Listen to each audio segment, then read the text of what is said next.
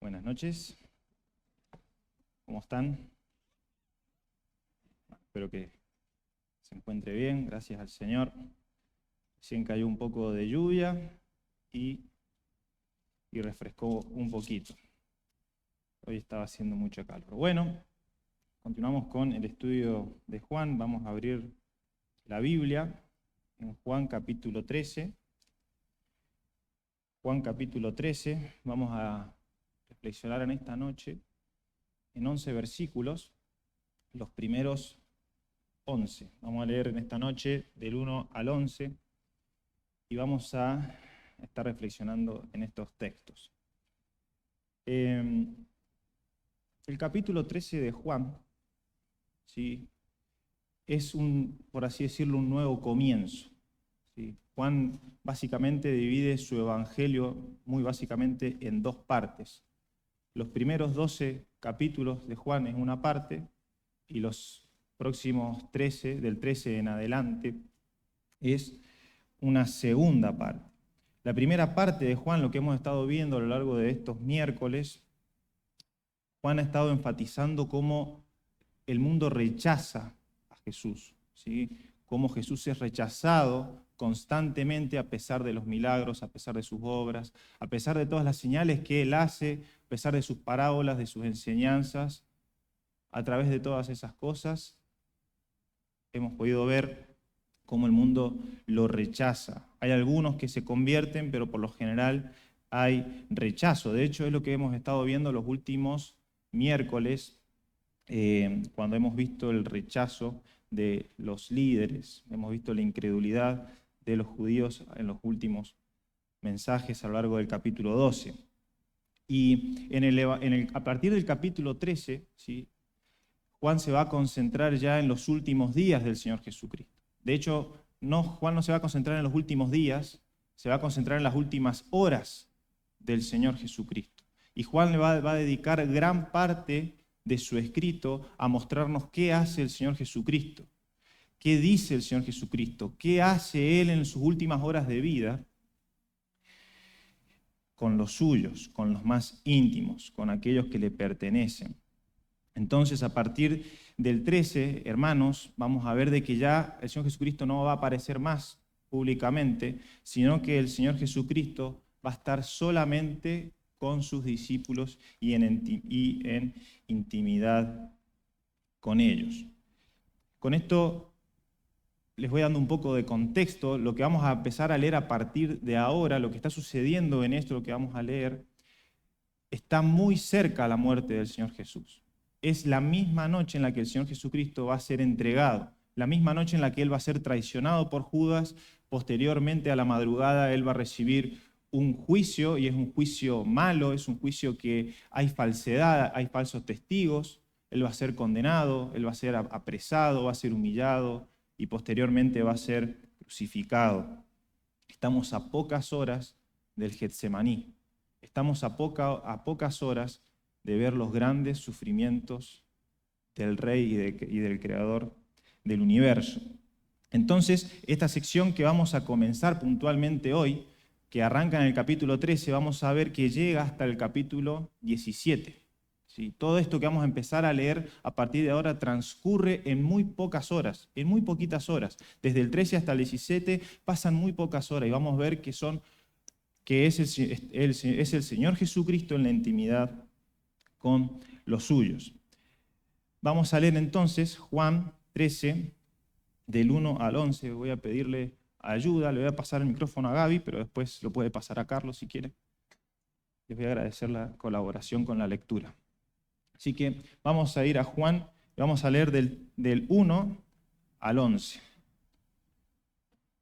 Antes de la fiesta de la Pascua, sabiendo Jesús que su hora había llegado para que pasase de este mundo al Padre, como había amado a los suyos que estaban en el mundo, los amó hasta el fin.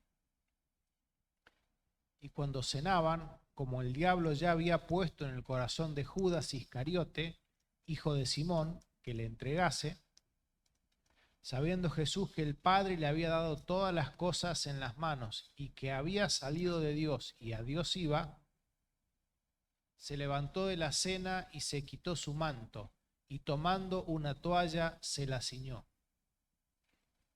Luego puso agua en un lebrillo y comenzó a lavar los pies de los discípulos y a enjugarlos con la toalla con que estaba ceñido. Entonces vino a Simón Pedro, y Pedro le dijo: Señor, ¿tú me lavas los pies? Respondió Jesús y le dijo: Lo que yo hago tú no lo comprendes ahora, mas lo entenderás después. Pedro le dijo: No me lavarás los pies jamás. Jesús le respondió: Si no te lavare, no tendrás parte conmigo. Le dijo Simón Pedro: Señor, no solo mis pies, sino también las manos y la cabeza.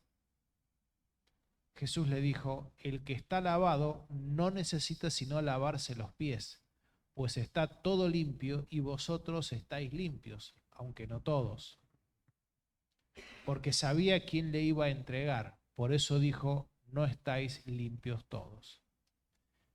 Muy bien, gracias Gaby. Juan no lo menciona, pero por los otros evangelios nosotros sabemos que Jesús y sus discípulos están en Jerusalén y ya están en el aposento alto con todo lo necesario para poder celebrar la cena de la Pascua. Ahí es donde el Señor Jesucristo va a instituir la Santa Cena. Entonces se encuentran en el aposento alto.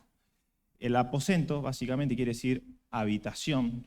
Alto quiere decir porque estaba en un segundo piso, y esta habitación que estaba en un segundo piso era de gran espacio. Era de gran espacio y permitía que los 12, los discípulos con el Señor Jesucristo, pudieran celebrar allí y cenar. Básicamente estaban cenando un cordero. Entonces vamos a comenzar con el versículo 1 para comenzar con el estudio en esta noche de estos textos. Antes de la fiesta de la Pascua. Aquí Juan comienza dándonos un contexto y nos ubica temporalmente en donde están. Ellos están antes de la Pascua, antes de la fiesta de la Pascua. Y aquí se entiende de que esto equivale a días jueves por la noche. El Señor Jesucristo es crucificado un viernes por la mañana. Entonces, jueves por la noche, ellos están celebrando la cena de la Pascua. Y aquí aparentemente surge una contradicción. Porque si ustedes están atentos, Juan está diciendo antes de la fiesta de la Pascua. Antes que fuera la fiesta de la Pascua. Pero en los otros evangelios, por ejemplo, en Lucas 22 del 7 al 15, Mateo 26 del 17 al 19, Marcos 14 del 12 al 16, no lo vamos a leer por el tiempo, ustedes pueden ver que esa cena sí era la cena de la fiesta de la Pascua. Realmente sí lo era. Entonces, ¿qué está pasando acá? ¿Por qué Juan está diciendo antes de la cena de la Pascua? ¿Acaso la Biblia se equivoca? ¿Acaso Lucas, Mateo y Marcos dicen la verdad? ¿Acaso hay falencias en la palabra de Dios? Bueno, acá no hay ninguna contradicción. Y acá se puede explicar de una forma muy sencilla. Recordemos cuando vimos en los primeros, es difícil acordarse quizás de esto, pero cuando comenzamos a ver el estudio de Juan, Juan es el último evangelio que se escribe. Juan incluso es muy distinto a los otros evangelios porque Juan nos va a dar otra información, ¿sí? Y se supone que a los que Juan les está escribiendo, ellos ya conocían, ya habían tenido en sus manos el evangelio de Mateo, el de Marcos y el de Lucas. Entonces Juan está dando otra perspectiva, está dando otra información que en los otros muchas veces no se encuentran. Y la clave para entender lo que está diciendo Juan acá, cómo puede ser que ellos están celebrando la cena de la Pascua antes de la fiesta de la Pascua. Eso no tiene sentido. Bueno, la explicación está en la historia. Los judíos tenían dos formas distintas para contar los días. Por un lado están los judíos del norte, que están incluidos los galileos, que es de donde provienen los discípulos del Señor Jesucristo, de donde proviene Juan, y están los judíos del sur. Y los judíos del sur, por lo general, ellos eran los judíos religiosos, los judíos que formaban parte de los líderes del pueblo. Y estos dos grupos se diferenciaban puntualmente en la forma en la que ellos consideraban el inicio y el final de un día. Quizás es un poco confuso, pero ahora lo vamos a entender. Todo esto para demostrar que no hay inerrancia en la palabra de Dios. El grupo del norte, de donde proviene Juan, de donde provienen los discípulos del Señor Jesucristo, donde proviene el Señor, contaban los días desde la salida del sol hasta la salida del sol del otro día. Es decir, cuando sale el sol jueves por la mañana, ahí comienza el día, y cuando sale el sol el viernes por la mañana, ahí termina el día. ¿Sí? En cambio, el grupo del sur contaban los días de ocaso a ocaso, es decir, de atardecer a atardecer. El día comienza el jueves cuando cae el sol y el día termina el viernes cuando cae el sol. Si bien pareciera un poco confuso, esto en aquel tiempo traía muchos grandes beneficios puntualmente para aquella fecha, porque se estaba celebrando la Pascua y había muchísimas personas en Jerusalén donde se hacían constantemente sacrificios de animales para celebrar la Pascua. Y dada esta gran cantidad de sacrificios que se tenían que realizar y la inmensa cantidad de personas, el hecho de que haya dos formas de contar los días beneficiaba y ampliaba el rango, ¿no? Y nos permite celebrar la Pascua en 2 días distintos sin romper la ley. Entonces, básicamente lo que está sucediendo aquí es que Juan no está considerando el rango horario que utilizan los otros autores de los evangelios, Mateo, Marcos y Lucas. Mateo, Marcos y Lucas utilizan el rango horario del norte y Juan está usando el rango horario del sur. ¿Por qué? Porque jueves por la tarde, jueves por la noche, aún no había comenzado el otro día. Entonces, esto lo que permite es que suceda esto, que en los evangelios sinópticos se puede decir que la Santa Cena fue la cena de la Pascua del Señor Jesucristo y de sus discípulos. Ellos efectivamente celebraron la Pascua y en la Pascua el Señor Jesucristo instituyó la cena del Señor, la nueva Pascua, nuestra Pascua, lo que nosotros celebramos todos los domingos. Y a su vez Juan puede decir que la fiesta de la Pascua oficialmente no había comenzado según el calendario que él está utilizando, porque él está considerando otro calendario. Y los líderes judíos entonces celebran la Pascua después, ellos celebran la Pascua después de que el Señor Jesucristo es crucificado, eso sucede viernes por la noche. Y el Señor Jesucristo, hermanos, esto es tremendo y esto es maravilloso, el Señor Jesucristo es sacrificado durante la preparación de la Pascua, es decir, durante se sacrificaban los corderos de manera oficial en el templo. Fíjense esta similitud y estas, entre comillas, coincidencias. Entonces aquí podemos ver que es Dios el que está preparando todo esto, como ya vamos a ver. Entonces, usted en esta noche ya puede estar pensando en esto, usted ya puede estar pensando en Pascua, en la palabra Pascua, antes de la fiesta de la Pascua. ¿Qué significa Pascua? Pascua significa pasar por alto. Los israelitas celebraban esta ceremonia como un recordatorio perpetuo de cómo Dios los liberó de la esclavitud de los egipcios. ¿Qué es lo que iba a suceder? El ángel de la muerte, el ángel de Dios, iba a pasar por cada casa, no solamente por la del pueblo egipcio, también por la casa de su pueblo, por la casa del pueblo de Israel.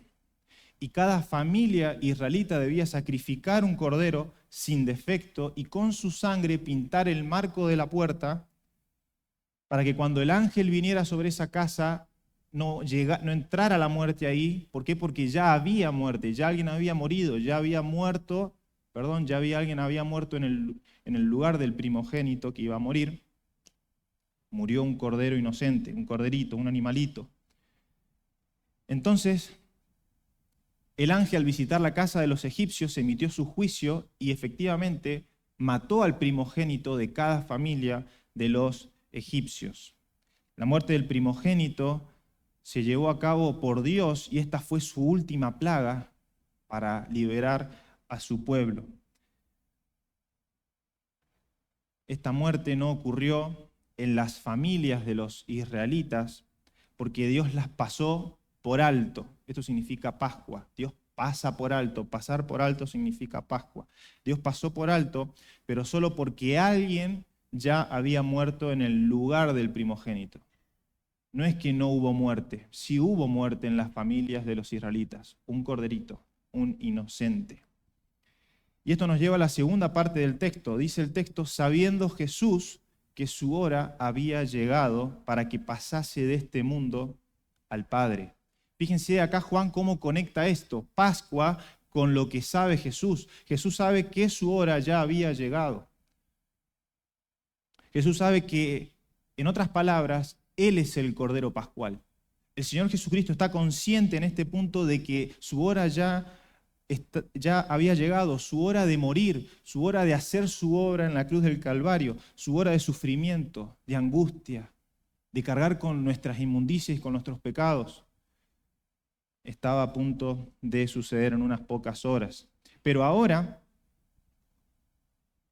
no va a ser un corderito el que va a morir, no va a ser una persona sacrificando un animal. La Pascua era un adelanto de lo que Dios iba a hacer, lo que Dios iba a realizar.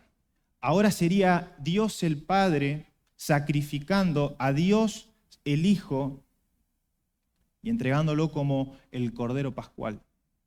El Cordero Pascual que escribió Juan más adelante, que lo estudiamos antes, al principio. He aquí el Cordero de Dios que quita el pecado del mundo. Es por eso que nuestros pecados, hermanos y amigos, nuestros pecados son pasados por alto.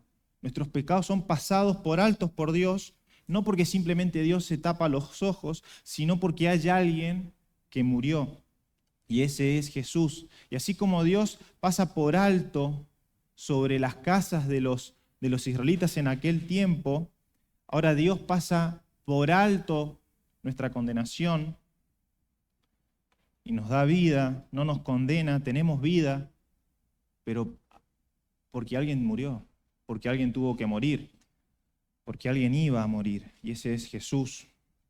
Jesús todo el tiempo mencionaba y hacía referencia a su hora. A lo largo del capítulo 12, si hemos estado quizás siguiendo las reuniones o si hemos estado prestando atención a lo que los hermanos nos han ido enseñando, el Señor Jesucristo empezó a decir, de hecho sucedió en el mensaje que nos habló Andrés Palormo, ha llegado mi hora, el momento en el que sea glorificado. Y hay textos en donde antes el Señor Jesucristo decía, no ha llegado mi hora, no ha llegado mi hora. Juan 2:4 dice, Jesús le dijo, ¿qué tienes conmigo, mujer? Se lo dice a su madre, aún no ha venido mi hora. El Señor Jesucristo sabe que su hora va a llegar. Desde el inicio de su ministerio, el Señor Jesucristo sabe que su hora va a llegar. Él es consciente de esto. Él sabe que para esto vino. Él sabe que para esto vino. Juan 7:8 dice, subid vosotros a la fiesta. Yo no subo todavía a esa fiesta porque mi tiempo aún no se ha cumplido. Mi tiempo no se ha cumplido. El Señor Jesucristo es el que maneja los tiempos. Él es el que determina cuándo y cuándo no. Él es el que maneja absolutamente todo. Él es el autor de la salvación y Él está en el control de la salvación. Él es el que está en el control de los tiempos. Juan 7:30 también hay otros textos en donde Juan también dice acerca del Señor Jesucristo que su hora todavía no había llegado. Fíjense que no es solamente Jesús diciendo de sí mismo, mi hora no ha llegado, sino que también el autor, Juan, dice y sacaba conclusiones, todavía no había llegado su hora. Juan 7:30, entonces procuraban prenderle, pero ninguno le echó mano porque aún no había llegado su hora. Juan 8:20, estas palabras habló Jesús en el lugar de las ofrendas, enseñando en el templo, y nadie le prendió, nadie le agarró. El Señor Jesucristo estaba enseñando cosas duras, generaba molestias, como dijimos al principio, generaba rechazo en los otros. Los otros no lo querían a Jesús, lo querían matar. ¿Pero por qué no lo hacían? ¿Porque simplemente no querían ellos? Porque Jesús estaba en el control. Él sabía cuándo iba a ser, porque aún no había llegado su hora. Y ahora aquí está el Señor Jesucristo, sabiendo, volvemos a Juan 13:1, sabiendo que su hora ha llegado y que Él es el Cordero que está a punto de ser sacrificado. Algunas personas, algunos estudiosos, filósofos, pensadores, que también opinan acerca de la vida de Jesús, hay mucho material secular, por así decirlo, no cristiano, acerca de Jesús, han dado su opinión acerca de todo esto, acerca de lo que le ha sucedido al Señor Jesucristo, y algunos han sugerido que Jesús es una simple víctima del maltrato judío, del rechazo, del odio humano, de la ingratitud. Es una pobre víctima el Señor Jesús, pobrecito. Fue una simple víctima de injusticia. Pero lo que nos muestra Juan en el Evangelio, hermanos, es todo lo contrario.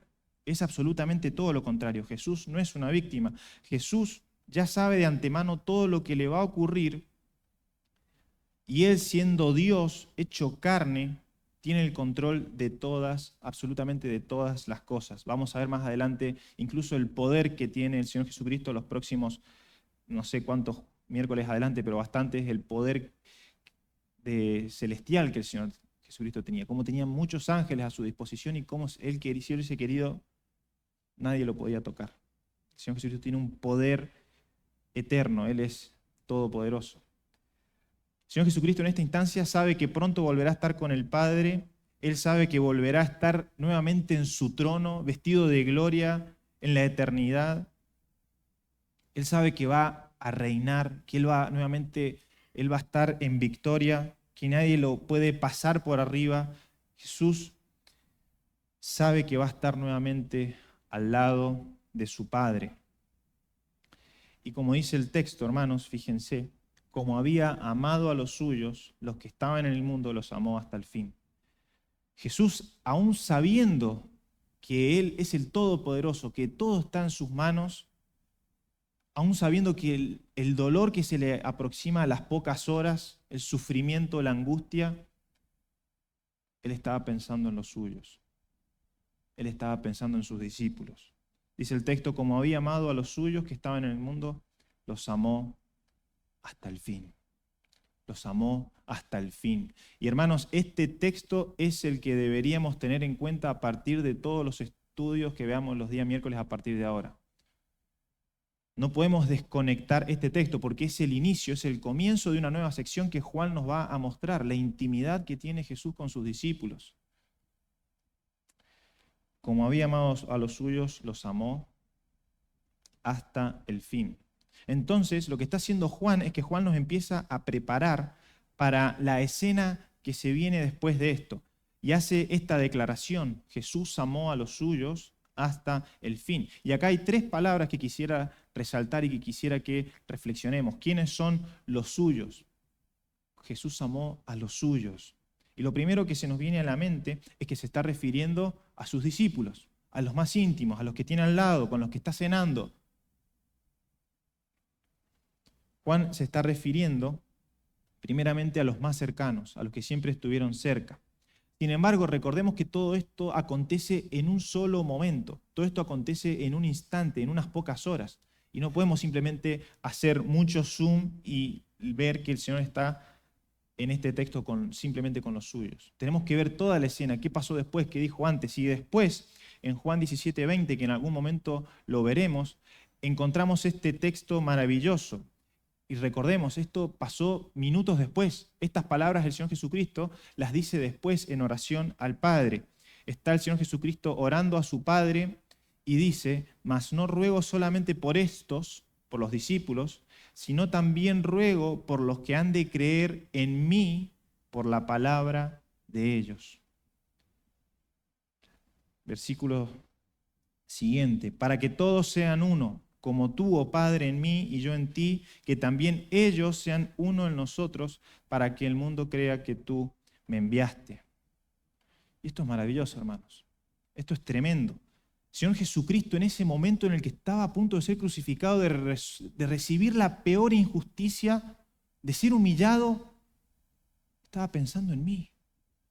Estaba pensando en vos. Él nos amó hasta el fin.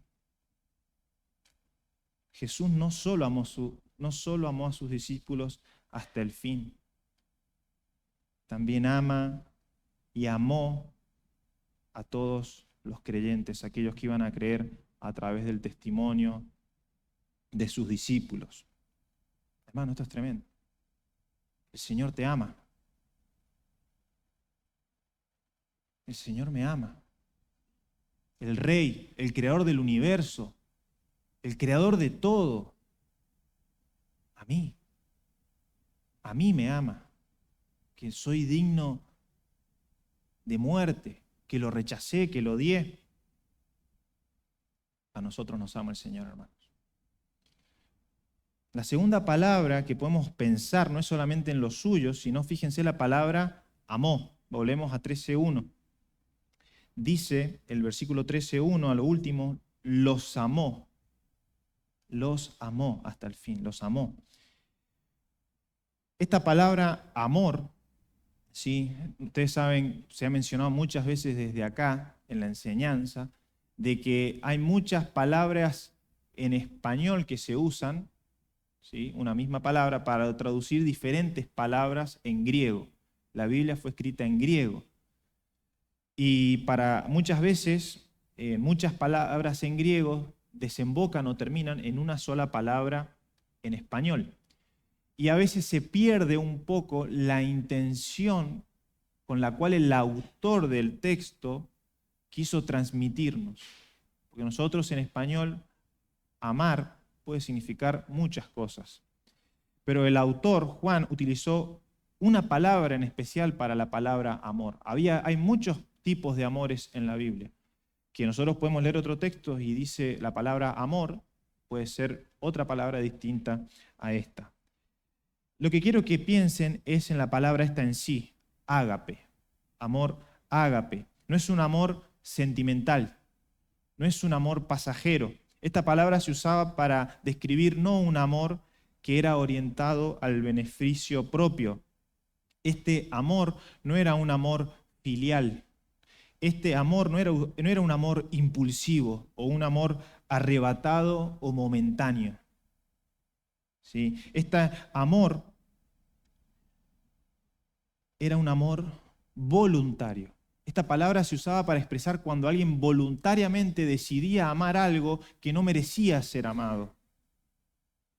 Esta palabra amor se usaba cuando había alguien que estaba amando de forma sacrificial, es decir, cuando la persona que está amando se está haciendo daño a sí mismo, se tiene que humillar, se tiene que sacrificar.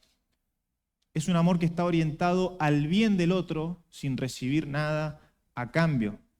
Es un amor que es fiel, que no cambia, que no varía, es un amor constante, es un amor que no va variando en el tiempo, es un amor constante, completo y pleno. Eso significa ágape. Este es el amor del cual está hablando Juan. Y esta es la forma en la que el Señor Jesucristo ama a los suyos. Los ama plenamente, sacrificialmente, voluntariamente y de una forma fiel. Jesús no nos ama de una forma pasajera. Pero muchas veces el ser humano sí ama de forma pasajera. Muchas veces nosotros damos amor no de forma voluntaria. Muchas veces nosotros damos amor no de forma sacrificial. Muchas veces nosotros damos amor, pero de una forma momentánea, en base a mi conveniencia. Si me hacen bien, te hago bien. Si me hacen mal, y bueno, ya no te quiero tanto. Eso se puede ver en las amistades, no necesariamente en una relación de pareja, aunque también se ve en la pareja, en el matrimonio. No somos perfectos y muchas veces somos egoístas, pero el amor de Dios no es egoísta. El amor de Dios no es como nuestro amor.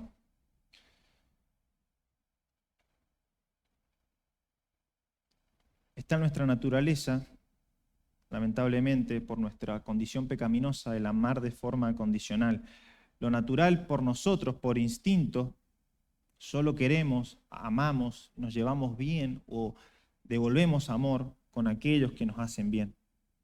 Nos es más fácil amar a nosotros cuando otro nos hace bien o obtenemos algún beneficio. Pero hermanos, este es el gran desafío que el Señor Jesucristo nos está dejando. que nos amemos como Él nos ha amado, que amemos como Él ha amado. Entonces, no podemos desconectar este primer versículo que estamos reflexionando de lo que se viene, de lo siguiente. ¿Por qué? Porque entender este versículo es clave para poder entender lo que va a seguir. Jesús no simplemente está dando un ejemplo de humildad. Jesucristo no simplemente nos está dejando un ejemplo, bueno, Él era humilde. No, sino que Jesucristo está definiendo cómo deben ser los suyos, cómo debemos ser nosotros, cómo debemos amar nosotros. Y debemos amar como Él ha amado. Sus seguidores deben amar incluso cuando eso implique propia humillación. Entonces, fíjense, seguimos avanzando, tal es así que Juan expresa la medida de amor del Señor Jesucristo por los suyos. Esto nos va a llevar a la siguiente palabra, fin. La palabra hasta el fin. Voy a ir avanzando un poco más rápido. Esta palabra, que es traducida como fin, en el original significa telos. Y los traductores han tenido problemas para interpretar esta palabra porque en el original se usaba en dos sentidos. Se usaba en un sentido de tiempo, en un sentido temporal, y se usaba en un sentido también intensivo. Es decir, que esta palabra fin o hasta el fin puede significar meta y culminación. Dicho de otra manera, el Señor Jesucristo ha amado a los suyos hasta el final de su vida, hasta su último aliento, hasta el momento de la cruz, hasta cuando expiró, consumado es. Hasta ese momento el Señor Jesucristo los amó. Hasta entregar su vida y sufrir la injusticia más grande que jamás ha existido. Él los amó hasta el último momento. Y por el otro lado, por el lado intensivo, también se puede significar plenamente, totalmente, de forma completa, hasta lo más alto, es decir, hasta el extremo. ¿Qué es lo que quiere decir esta palabra? Esta palabra se utilizaba para decir cuando no había un punto después de hasta aquí.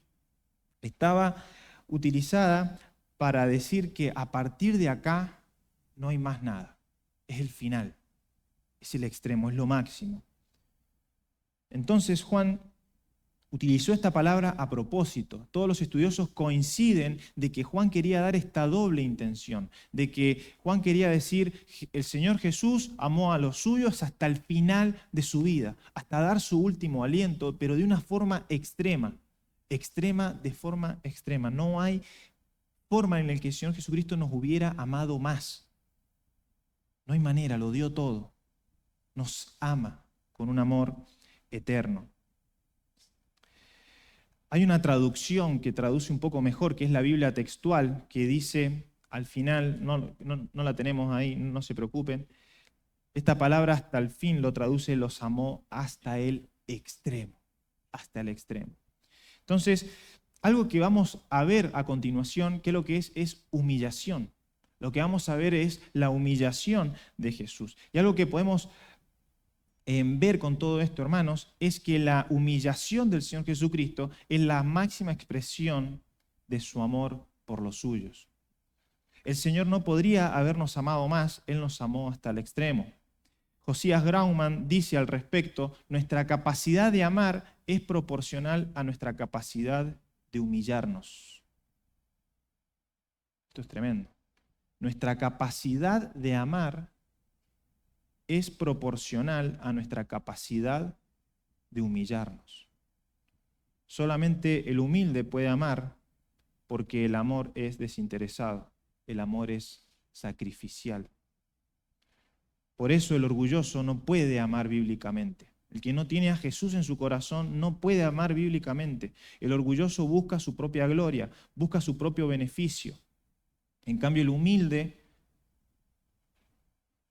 es el único que puede amar hasta el extremo, porque busca el bien del otro, aun cuando eso implique su propia humillación. El humilde se humilla a sí mismo de forma desinteresada por amor al otro, aun cuando ese otro no le va a dar nada a cambio.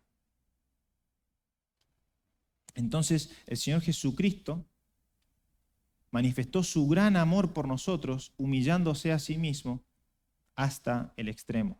Él nos amó hasta el extremo porque se humilló hasta el extremo.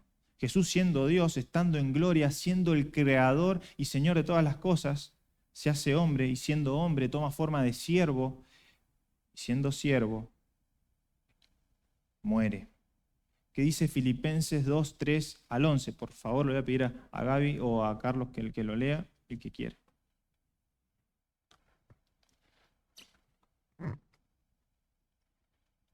Nada hagáis por contienda o por vanagloria, antes bien con humildad, estimando cada uno a los demás como superiores a él mismo, no mirando cada uno por lo suyo propio, sino cada cual también por lo de los otros. Haya pues en vosotros este sentir que hubo también en Cristo Jesús, el cual, siendo en forma de Dios, no estimó el ser igual a Dios como cosa a que aferrarse, sino que se despojó a sí mismo, tomando forma de siervo y hecho semejante a los hombres. Y estando en la condición de hombre, se humilló a sí mismo, haciéndose obediente hasta la muerte y muerte de cruz. Hasta ahí nomás, hasta ahí nomás. Muchas gracias. Creo que el texto lo explica muy bien. Nuestra capacidad de amar, voy a repetir la cita, nuestra capacidad de amar es proporcional a nuestra capacidad de humillarnos. Tenemos un Señor glorioso, maravilloso. Realmente es muy difícil de comprender. Siendo el Señor Jesucristo Dios, dueño, Señor, creador de todo lo que hay, sufrió tremenda humillación. Y yo cuántas veces siendo tan pecador, tan malvado, tan malo, soy tan orgulloso. Jesús nos amó hasta el extremo porque Él se humilló hasta el extremo. Continuamos al versículo 2. Dice, y cuando cenaban, como el diablo ya se había puesto en el corazón de Judas, perdón, lo leí mal. Y cuando cenaban, como el diablo ya había puesto en el corazón de Judas Iscariote, hijo de Simón, que le entregase. Si bien Juan no nos va a hablar de la traición de Judas hasta más adelante, hasta la segunda mitad de este capítulo, que lo vamos a ver probablemente dentro de 2 miércoles, él lo está introduciendo, Juan lo está introduciendo para marcar el gran contraste entre la persona más humilde y la persona más orgullosa, Judas. Juan está queriendo mostrar este contraste. Y no solamente está queriendo mostrar este contraste, está queriendo exaltar la humildad de Cristo. Porque incluso teniendo a un orgulloso delante suyo, el Señor Jesucristo, y no solamente es cualquier orgulloso, es el que lo va a traicionar, es el que va a ir a buscar a los líderes judíos, es el que va a vender a Jesús por unas monedas de plata. El Señor Jesucristo le lava los pies a esta persona. El Señor Jesús lava sus pies.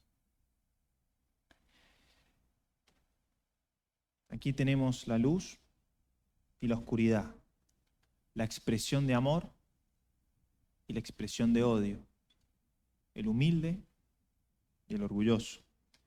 Judas amaba las riquezas. Judas tenía amor, deseo, placer por el dinero. Él era ladrón. Él robaba de las ofrendas, él llevaba las ofrendas, él llevaba el dinero del grupo chiquito con el que usaban para alimentarse, para comer, y lo que recibían él metía mano y robaba. Él no seguía a Jesús por amor a él seguía a Jesús por un beneficio propio, él seguía a Jesús por su propia gloria, él no amaba como Jesús de forma desinteresada o sacrificial, él amaba por un beneficio propio, como muchas veces nosotros también amamos. Judas era un orgulloso que quería formar parte de los principales del reino de Jesús. Judas estaba convencido y él creía de que Jesús venía a traer la libertad momentánea de la esclavitud que ellos tenían al pueblo romano. Él quería ser libre y él tenía muy mal sus expectativas. Él quería formar parte de los primeros. Quería reinar, él quería gobernar.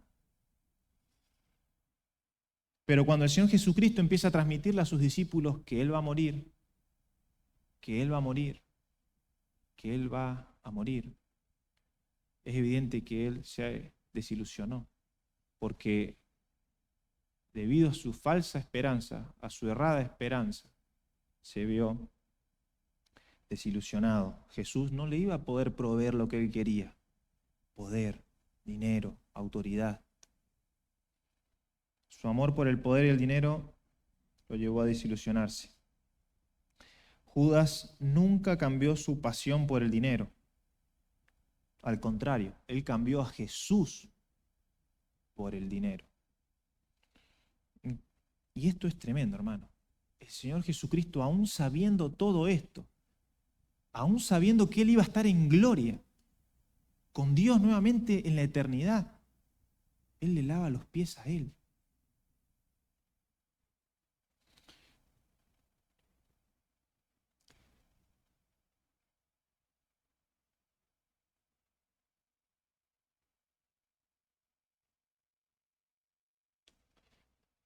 Espérenme un segundito que... Ahí está, se me había cerrado la aplicación. Ahora pensaba yo, para nosotros es muy fácil criticar a Judas, ver lo que hizo. ¿Cómo puede ser que hiciera eso? ¿Cómo puede ser que Judas hiciera eso? Judas el orgulloso. Pero algo que tenemos que pensar es que Judas está puesto en este texto para poder manifestarnos y mostrarnos a nosotros cómo es el corazón humano sin Dios. ¿Cómo es nuestro corazón? Hermano, ¿cómo es tu corazón si no tuvieras a Dios? Si no tuvieras el Espíritu Santo. No seríamos mejores que Judas.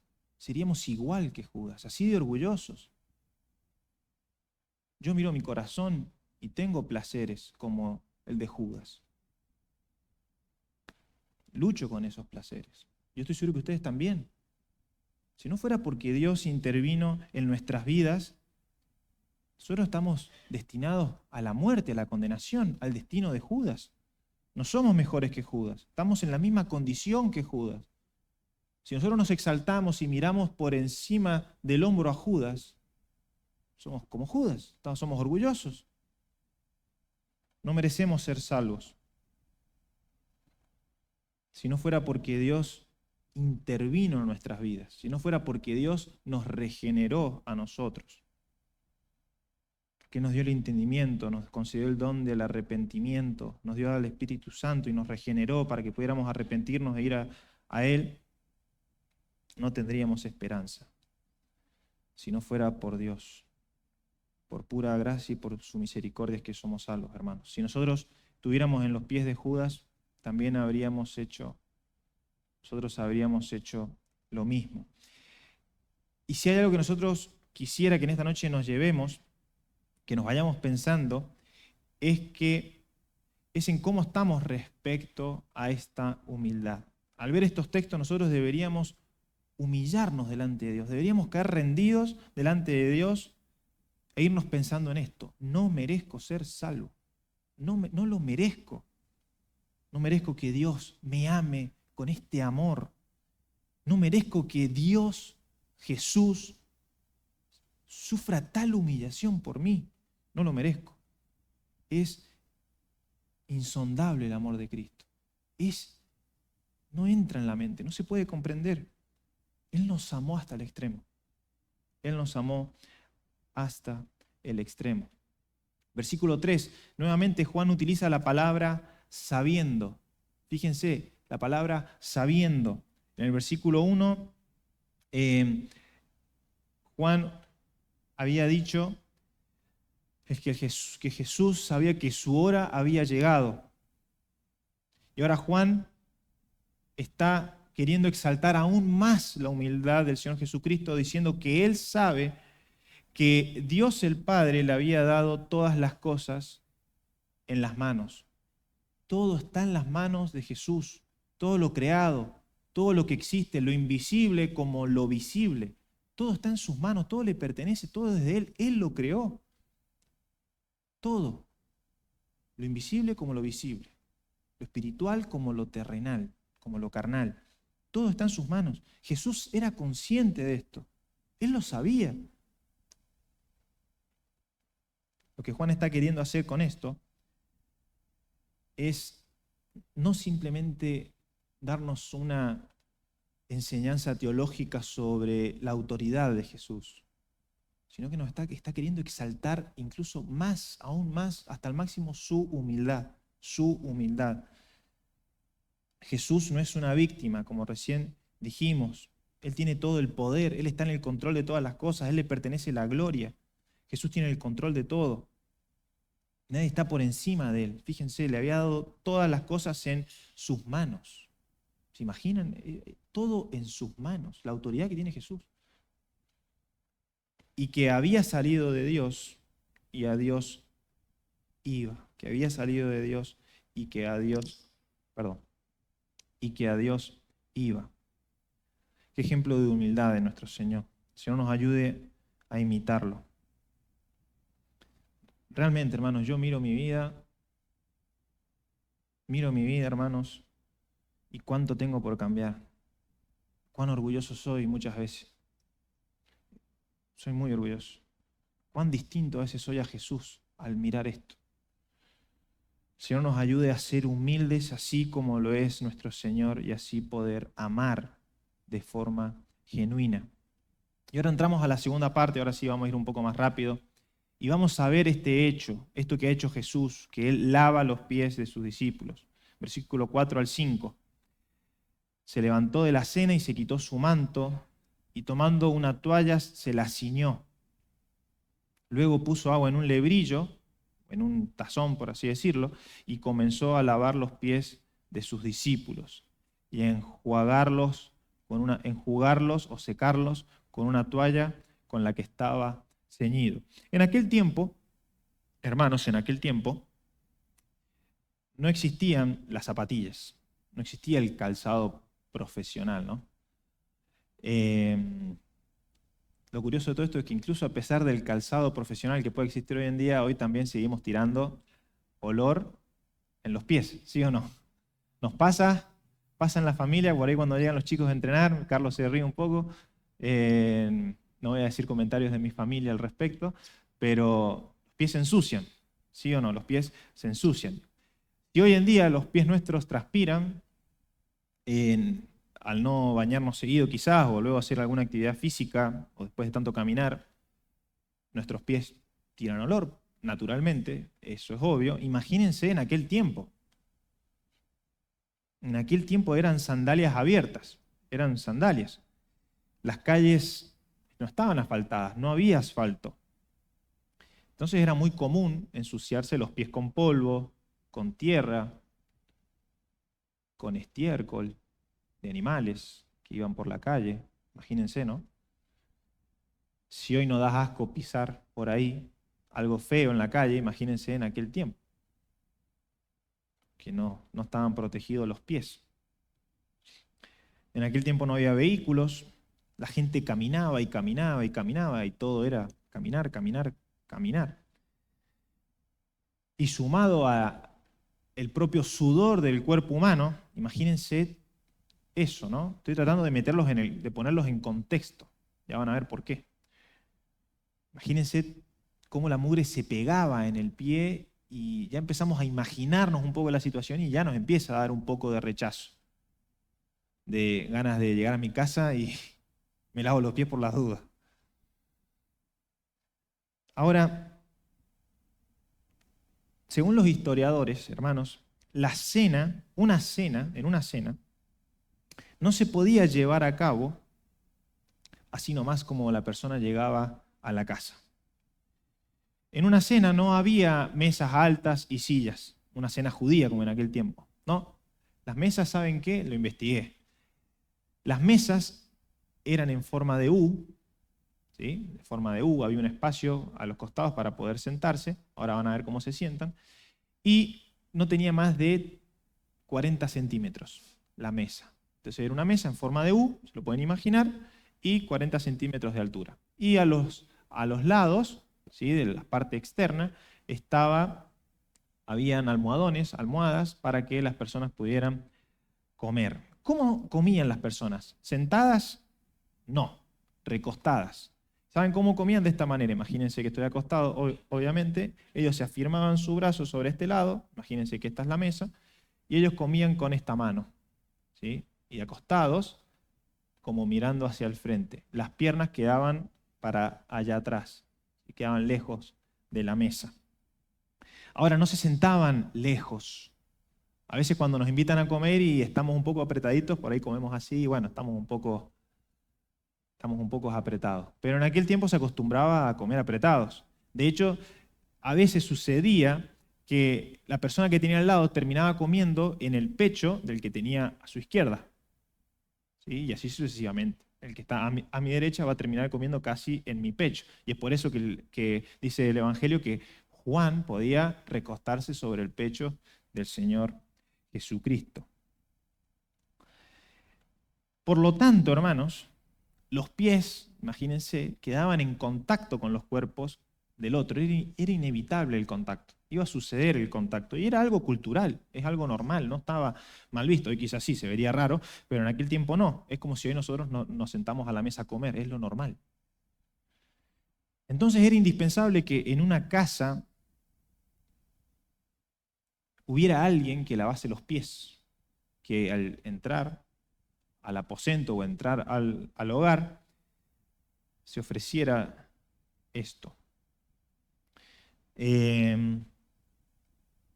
Entonces, ¿qué es lo que era lo normal? ¿Quién lavaba los pies? ¿Quién lavaba los pies? Bueno, los historiadores cuentan que esta tarea de lavar los pies sucios, mugrientos, como ya describimos, estaba reservado simplemente y solamente a un solo esclavo, al esclavo de más bajo nivel, al esclavo inferior. Esta tarea de lavar los pies no era agradable, era algo deshonroso. Era algo humillante, era algo vergonzoso, era denigrante esto. Realmente estaba muy mal visto. Estaba pero absolutamente mal visto. No había labor que trajera más vergüenza que lavarle los pies a otra persona.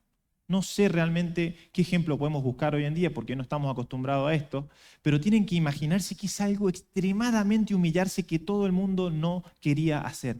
Nadie se iba a pelear jamás por lavarle los pies a otra persona. Nadie. De hecho, los rabinos habían escrito de que estaba totalmente prohibido que un esclavo judío hiciera esta tarea. Estaba prohibido. No estaba prohibido en la ley de Dios, pero los rabinos escribieron y en aquel tiempo era considerado pecado cuando un judío hacía lavar los pies a otro esclavo judío. Los judíos no podían lavar los pies de nadie, estaba totalmente prohibido. Solamente los esclavos gentiles, es decir, aquellos que no son judíos, podían lavar los pies, porque era algo humillante, era algo denigrante, era considerado pecado. Como en el aposento no había siervos, porque era una habitación prestada, alguno de los 12 se tendría que haber ofrecido de lavar los pies de los otros. Pero por los otros evangelios nosotros sabemos que ellos estaban no preocupados en quién va a lavar los pies, sino que están preocupados en quién va a ser el más grande. ¿Quién va a ser el más grande? Lucas 2:24. ¿Qué dice Lucas 2:24? O se los leo yo, mientras hubo también entre ellos una disputa sobre quién de ellos sería el mayor. Esto pasó en la Santa Cena. Ellos estaban pensando en otra cosa. ¿Quién va a ser el más grande? Cuando el más grande estaba entre ellos. Y el más grande que estaba entre ellos no estaba pensando en sí mismo, se estaba humillando. Esto es tremendo.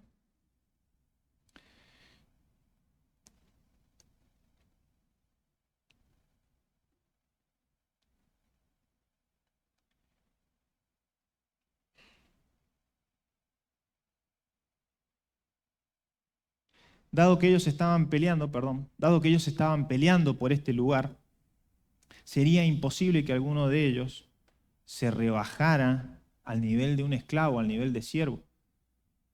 Si yo estoy pensando en ser el más grande, jamás voy a realizar una tarea que me va a humillar. Ellos jamás lo iban a hacer. Ellos no buscaban el bien de los demás, ellos estaban buscando su propia exaltación. Estaban peleando de, ¿quién va a ser el más grande en tu reino, Señor, cuando vos reines? Yo quiero estar a tu derecha, no, yo voy a estar a tu izquierda. Nosotros vamos a reinar. Y sin embargo, el Señor les va a mostrar con su propio ejemplo que la medida en su reino es al revés. El más grande no es el que se exalta, sino que el más grande es el que se humilla, el que sirve. ¿Qué hace Jesús? Entonces Jesús se quita su manto, se ata una toalla en su cintura sobre su ropa interior y se arrodilla y empieza a lavar, a tocar con sus manos los pies sucios, a hacer esta tarea que nadie quería hacer, que estaba prohibido hacer, que era algo horrible. Él lo empieza a hacer de forma voluntaria. Esto es escandaloso. Para aquel tiempo esto era un escándalo. Jamás ningún líder judío había lavado los pies de alguien inferior. Jamás, jamás en la historia. Esto estaba sucediendo por primera vez. Y era tan, pero tan escandaloso este acto de lavar los pies, que podemos ver la reacción de ellos. El Señor Jesucristo empieza a lavarle los pies y imagínense esa situación, un silencio, un asombro con cara de, ¿qué está haciendo? ¿Qué está haciendo? Él está lavando los pies. Imagínense, me imagino la vergüenza que deben haber sentido. ¿Y quién es el que entra en escena? ¿Quién podría ser? Pedro. Cuando no, Pedro tiene algo para decir. Él no se va a quedar callado. No sabemos cuándo fue. No sabemos si fue al principio, al final. En algún momento fue. Y cuando llegó el turno de Pedro, Juan nos va a mostrar cómo fue la reacción. Pedro cuestiona al Señor. ¿Qué dice? Señor, ¿tú me lavas los pies? ¿Tú a mí me lavas los pies? En el original,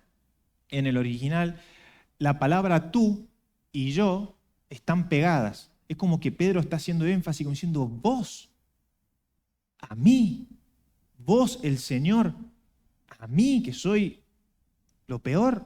No, esto no va a suceder. Esto podría parecer digno de elogio, ¿no? Como diciendo, che, qué bueno, Pedro, una buena. ¿O no? Es el único que se anima a hablar, es el único que se está humillando a sí mismo. Pero Pedro no se está humillando a sí mismo. Podría ser una especie de humillación, entre comillas, pero no. Esto es orgullo disfrazado de humildad. Porque Pedro no está queriendo exaltar a Cristo, sino que él está queriendo tomar el control de la situación. No, Señor, esto no lo voy a permitir. Esto no lo vas a hacer. Esto no lo vas a hacer, esto no lo permito. ¿Vos a mí? No. Y algo que pensaba es que muchas veces, muchas personas, por aparente humildad, a veces rechazan recibir ayuda. Muchas veces me ha pasado que alguien me quiere extender una mano y yo no, estoy bien, por humildad, rechazo esa ayuda, rechazo ese favor que me están ofreciendo. Muchas veces las personas rechazan ayuda o algún beneficio de otros o el recibir amor de otros por una aparente humildad, pero en realidad lo que hay adentro es orgullo. Y lo que está sucediendo es que Pedro no está entendiendo lo que Jesús está haciendo. Él simplemente se está enfocando en el acto del lavamiento de pies. Están todos choqueados, están todos anonadados. Él está viendo solamente ese acto. Pero vamos a ver que Jesús no está solamente queriendo dar una lección de humildad. ¿Qué es lo que respondió el Señor Jesucristo? Versículo 7. Respondió Jesús y le dijo, lo que yo hago, tú no lo comprendes. No lo comprendes ahora, mas lo entenderás después. El Señor Jesucristo está nuevamente utilizando los pronombres y lo hace de la misma forma enfática en la que lo usó Pedro. ¿Tú a mí? Y el Señor Jesucristo dice, sí, yo lo que estoy haciendo, vos no lo entendés. El Señor lo está poniendo en su lugar. El Señor no está queriendo que baja el copete. Pero no lo hace de una forma agresiva. Esta vez no le dijo, apartate de mí, Satanás. Esta vez lo corrige con amor. Son sus últimos momentos. El Señor le dice, lo que vos ahora no entendés, lo vas a entender después. La Biblia textual lo traduce de otra forma a la frase más lo entenderás después. La textual lo traduce, pero lo comprenderás después de estas cosas. Y cuando uno mira los textos originales, los estudiosos obviamente coinciden en que la traducción de la Reina Valera le ha sacado un poquitito para simplificar la traducción, pero textualmente está diciendo lo comprenderás después de estas cosas. Estas cosas. Y cuando el Señor Jesucristo dice estas cosas, se está refiriendo a lo próximo que va a acontecer en las próximas horas, en los próximos días. Por la traición de los suyos, su muerte, su resurrección. Cuando Él envía al Consolador, que lo vamos a ver en Juan capítulo creo 15 y 16, después de estas cosas. Entonces, este acto que el Señor Jesucristo está haciendo no es solamente una lección y un ejemplo de humildad. Es algo que ellos no están entendiendo. Es algo que después iban a entender. Y lo que el Señor Jesucristo está haciendo es una especie de parábola viviente de lo que iba a ser en la cruz del Calvario. Es como una parábola encarnada. Lo que Él está haciendo tiene un significado espiritual, un significado mayor que simplemente un ejemplo de humildad. Pero Pedro no lo estaba entendiendo. Y como es de acostumbrarse, Pedro reitera en su terquedad, en su dureza. Pedro continuó con su insensatez. ¿Qué dice? Versículo 8. No me lavarás los pies jamás. Esto es una doble negación.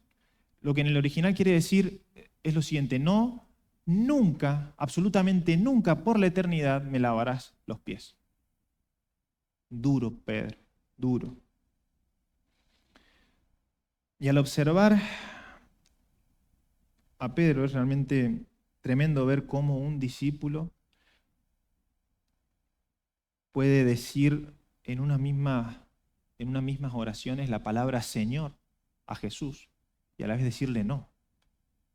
Es como decir, sí, yo sé que vos sos mi Señor, sos el que tiene autoridad en mi vida, pero no vas a hacer esto. No te doy permiso para esto. No lo vas a hacer.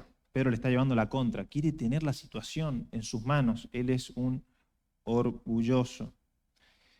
Y algo que pensaba es que yo no soy muy distinto a Pedro. No somos muy distintos a Pedro. Todo lo contrario, nosotros en su lugar hubiésemos hecho exactamente lo mismo. Él supuso que podía decirle al Señor qué hacer y cómo es que Él tiene que actuar, cómo es que Él tiene que hacer las cosas. Y muchas veces nosotros actuamos de la misma manera, por más que a veces no lo expresemos, por más que a veces no lo digamos. A veces hay momentos en nuestra vida en donde Dios permite ciertas cosas difíciles, ciertas situaciones desafiantes, ciertas cosas en nuestra vida que exponen lo que hay en nuestro corazón y terminan saliendo a luz, ¿qué cosa? Nuestro carácter orgulloso. Y a veces, por más que no decimos, no, Señor, esto no lo voy a permitir, por dentro sí lo pensamos. No, esto no va a pasar. Yo tengo el control sobre esta situación. Esto no va a suceder. Señor, te agradezco por esto, pero esto que tú me estás mostrando no es lo que yo quiero. Y esta actitud nos convierte en necios, nos convierte en obstinados. Y el Señor tiene que responder de una forma ya tajante para que Pedro de cierta manera pudiera entender, aunque muy poquito, lo serio del asunto. ¿Qué es lo que dice el Señor Jesucristo? Si no te lavare los pies, no tendrás parte conmigo. Si no te lavare los pies, no tendrás parte conmigo. Entonces, claro, Pedro ve que esto es un asunto, no es simplemente algo hay. Entonces dice, no, si el Señor no me lava los pies y yo no voy a tener parte con Él, no, Entonces ahora Pedro se va al otro extremo. Versículo siguiente. Señor, no solo me laves los pies, sino también las manos y la cabeza, que eran las otras partes que estaban del cuerpo expuestas, que los otros estaban tapados. Entonces fíjense que parece gracioso este texto, porque primero Pedro está en una terquedad y pasa de este extremo al otro. No, Señor, entonces, si no voy a tener parte con vos, lávame entero, las manos y la cabeza. Pedro, lamentablemente, sigue sin comprender lo que Cristo estaba haciendo. Él no entiende que el Señor Jesús estaba haciendo una especie de parábola. Él les estaba mostrando lo que iba a acontecer unas horas después. El lavamiento de los pies, hermanos, refleja la humillación de Cristo. ¿Sí? El lavamiento de pies refleja la humillación que Cristo iba a experimentar al cargar con nuestros pecados allí en la cruz del Calvario. Jesús iba a experimentar por primera vez el desamparo del Padre, porque Él iba a experimentar, porque sobre Él iban a estar todas nuestras inmundicias. Así como el lavar los pies era algo extremadamente humillante, era lo peor de lo peor de lo peor, el Señor Jesucristo iba a recibir la peor humillación, una humillación extrema. El pecado de toda la humanidad sobre sus espaldas, sobre sus hombros. ¿Cómo fue tratado? Como el peor de todos los pecadores, como un asesino, como un homicida. Él fue azotado, él fue desnudado, fue escupido, fue golpeado, fue humillado durante horas, se le burlaban, fue coronado con una corona de espinas, sus espaldas quedaron expuestas, tuvo que cargar su cruz, fue desfigurado su rostro, y eso no iba a ser lo peor es nuestro pecado, eso es lo peor, nuestra maldad, mi pecado. El Señor nos amó hasta el extremo. Y así como el Señor iba a traer, es así como el Señor iba a traer la salvación a nosotros.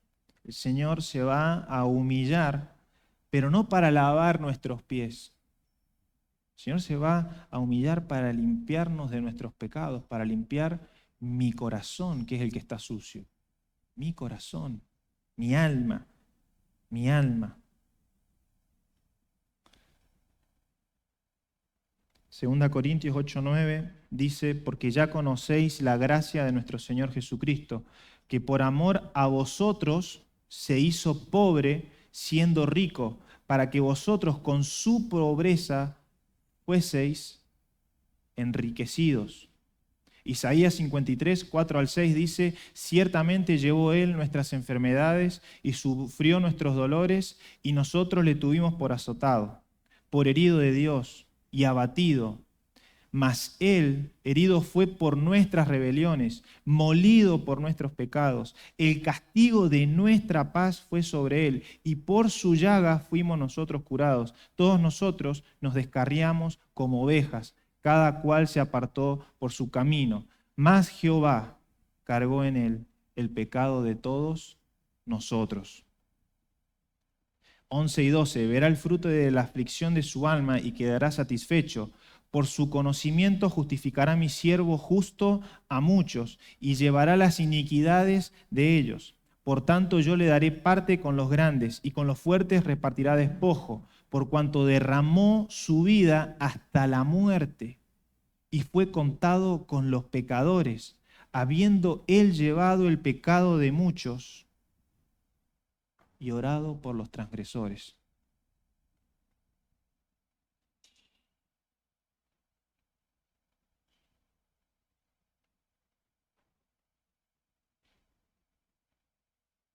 Es tremendo, hermano, me dan ganas de llorar.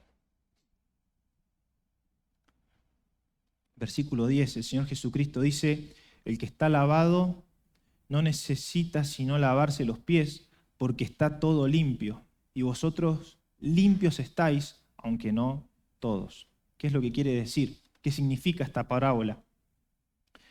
Hablando de una forma física, volviendo a lo cultural, en aquel tiempo la gente obviamente se bañaba, y cuando alguien estaba bañado, al salir de su casa, caminar, ensuciarse los pies y entrar a un lugar o volver a su casa para participar de una comida, no se tenía que volver a bañar completamente, simplemente se lavaba los pies, se volvía a lavar los pies, no se lavaba el cuerpo completo. Entonces, a través de esta parábola, a través de esta enseñanza, a través de esto que está diciendo el Señor Jesucristo, lo que les está mostrando es que sus discípulos ya eran salvos.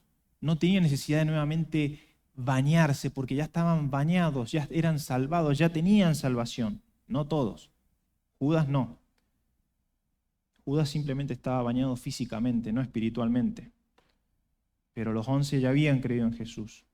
Y lo que Jesús está haciendo no es bañarlos nuevamente completamente. Les está lavando sus pies. Les está lavando lo que se ensucia. Entonces después lo que iba a suceder es que ellos, al vivir en este mundo, al caminar y en lo cotidiano, sus pies se iban nuevamente a ensuciar. Ellos iban a necesitar limpieza. Esto nos habla de dos aspectos teológicos de la salvación. Perdón, se me ha ido el tiempo. Lo voy a hacer rápido. La justificación, por un lado, la justificación se efectúa una sola vez y sucede delante de Dios.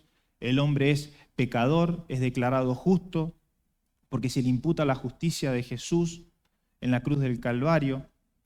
Perdón, porque se le imputa la justicia de Cristo. En la cruz del Calvario, Cristo se le imputa nuestros pecados. Y por lo tanto, ahora el hombre es salvo, pero no por sus propios méritos, sino por la justicia de Cristo, por la justicia de Jesús. Por lo tanto, esta salvación es segura, no necesitamos volver a bañarnos. La salvación nuestra está segura porque ya somos salvos, está fundamentada en la obra que Cristo hizo en la cruz del Calvario, no depende de nosotros, ya estamos limpios. Si has creído en Cristo como tu Señor y Salvador, ya estás limpio. Si no lo has hecho, estás en la condición de Judas, no estás limpio, no estás limpio. Y por otro lado, el lavado de pies, encontramos la otra cara de la salvación, la otra parte de la salvación que va unida, va de la mano con la justificación, es la santificación. La justificación sucede una sola vez, no necesitamos volver a bañarnos, no nos vamos a volver a bañar, ya somos salvos. La santificación, por el contrario, es progresiva y sucede en el día a día. Y en este mundo caído, nuestros pies se van a ensuciar. Hoy nuestros pies se ensuciaron. Nosotros tenemos pecado, hoy cometimos pecado, mañana lo vamos a hacer, ayer lo hicimos y lo seguiremos haciendo. Sin embargo, el Señor al que ha bañado, al que ha salvado, le lava los pies. Te perdona, me perdona, nos limpia nuevamente para que sigamos caminando y creciendo en santidad. Nosotros tenemos que creer en santidad, debemos practicar el arrepentimiento y practicar la confesión de pecados. 1 Juan 1:9 dice, si confesamos nuestros pecados, Él es fiel y justo para perdonar nuestros pecados y limpiarnos de nuestra maldad. Por lo tanto, hermanos, en esta noche hemos visto la exaltación del gran amor con el que el Señor Jesucristo amó a los suyos, a través de una gran humillación. El gran Rey y Creador de todo el universo se humilló hasta el extremo y esa humillación refleja el profundo y eterno amor por nosotros los creyentes. Esto no es una simple lección de humildad que nosotros tenemos que imitar, aunque sí lo tenemos que hacer, sí lo tenemos que imitar. Eso lo vamos a ver el próximo miércoles. Vamos a ver que sí tenemos que imitar este ejemplo de humildad. Sino que también hemos visto que el lavamiento de pies es un pequeño adelante de lo que iba a acontecer en la cruz del Calvario. Una humillación, un reflejo de la peor humillación que el Rey de Reyes, el Creador de todo lo que hay, el Señor Jesús, iba a sufrir. Por eso, hermanos, voy a leer simplemente unos textos, ya me han esperado tanto que ya leer unos textos no nos va a hacer mal. 1 Pedro 13 al 23. Este Pedro de corazón duro, este Pedro que no comprendía, que no entendía, que en ese momento era terco y rebelde, más tarde miren lo que va a escribir en 1 Pedro 1:13. Fíjense lo que Pedro va a decir. Por tanto, ceñid los lomos de vuestro entendimiento, sed sobrios y esperad por completo en la gracia. 1 Pedro 1:13. Y esperad en la gracia que se os traerá cuando Jesucristo sea manifestado, Como hijos obedientes, no os conforméis a los deseos que antes teníais estando en vuestra ignorancia, sino como aquel que os llamó es santo, sed también vosotros santos en toda vuestra manera de vivir, porque Cristo está, sed santos porque yo soy santo. Y si invocáis por Padre a aquel que sin acepción de personas juzga según la obra de cada uno, conducíos en amor todo el tiempo de vuestra peregrinación, sabiendo que fuisteis rescatado de vuestra vana manera de vivir, la cual recibiste de los padres, no con cosas corruptibles como oro o plata, sino con la sangre preciosa de Cristo, como de un cordero sin mancha y sin contaminación, ya destinado desde antes de la fundación del mundo, pero manifestado en los postreros tiempos por amor de vosotros, y mediante el cual creéis en Dios, quien le resucitó de los muertos y le ha dado gloria para que vuestra fe y esperanza sean en Dios. Habiendo purificado vuestras almas por la obediencia a la verdad, mediante el Espíritu, para el amor fraternal no fingido, Pedro va a escribir: amaos unos a otros entrañablemente, de corazón puro, siendo renacidos, no de simiente corruptible, sino incorruptible, por la palabra de Dios que vive y permanece para siempre. Por eso, hermanos, démosle gracias al Señor en esta noche por habernos limpiado, por habernos rescatado, por haberse humillado tanto por nosotros, hermanos. Y roguémosle al Señor que nos ayude a no ser orgullosos y a humillarnos como Él se humilló. ¿Sí? El Señor nos bendiga.